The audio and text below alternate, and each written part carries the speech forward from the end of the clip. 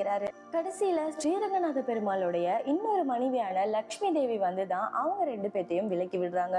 இத பார்த்த ஸ்ரீரங்கநாத பெருமாள் என்ன பண்றாரு அப்படின்னா, சரஸ்வதி தேவிக்கும் கங்கா தேவிக்கும் ஒரு மிகப்பெரிய சாபத்தையே கொடுத்துடுறாரு. முதல்ல கங்கா தேவிக்கு என்ன சாபம் கொடுக்கிறாரு அப்படின்னா, நான் உன் கூட கொஞ்சம் அதிக நேரம் செலவிட்டுட்டேன் அப்படிங்கிற தலைக்கணத்துல நீ இப்படி பேசி இருக்கவே கூடாது. இதுக்காக நான் உன்னை சபிக்கிறேன். நீ பூலோகத்துல மனிதர்களுடைய பாவங்களை கழுவுற நதியா பிறப்பெடுப்ப.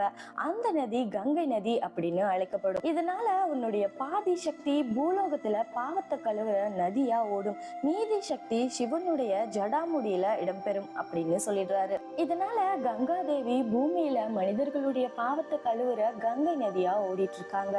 மீதி சக்தியோட சிவனுடைய ஜடாமுடியில போய் அமர்ந்துடுறாங்க. அடுத்ததா சரஸ்வதி தேவி கிட்ட பெருமாள் என்ன சொல்றாரு அப்படின்னா, உன்னை விட கொஞ்ச நேரம் கங்கா தேவியோட நேரம் செலவிட்டதுக்கு